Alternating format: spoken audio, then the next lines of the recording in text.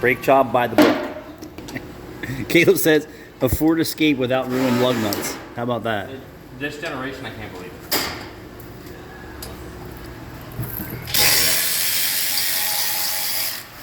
So we do this. We're doing this job for another shop that is just afraid to mess around with the electronic parking brakes, and it's fine.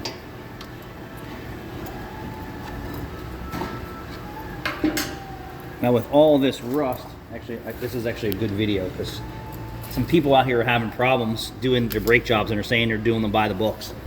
Now I have a good example of what you really need to check when you're doing these brake jobs, especially if you have an aluminum wheel. Look at all the corrosion that could wreak havoc on your brake rotor.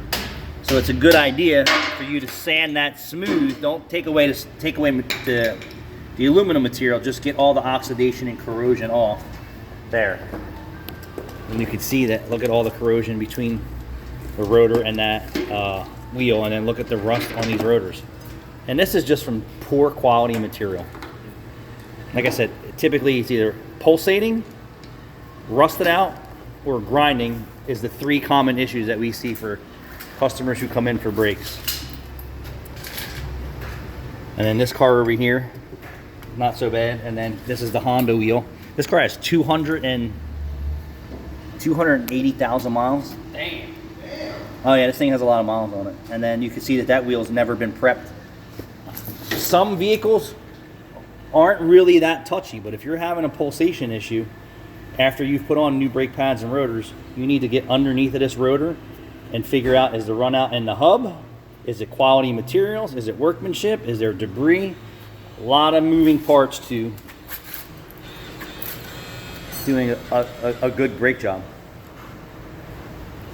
And we don't use software for any vehicles. We do it the manual way because we believe it's more efficient. You know, hook up a scan tool and retract mode and read this mode and do that mode and back in. You're just some cars, I believe Fords, have a button sequence that you can press that puts them in service mode. So do you even do that? I don't, because I don't know the sequence. So. And we don't. I'm sure I can look it up. We can do it either way. We can do it. Press a series of buttons. Right. You can do the sequence. You can do the scan tool. You can do. It's like on off on or you do off this. on hazards. Jump box. And same thing. Power probe. There is a way to get it in brake service mode where you could just retract them, but I don't remember what it is. And it's very uncommon that you get a rear pulsation, but it does happen. My car has a rear pulsation.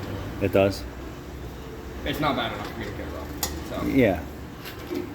But I know what it is. By the book.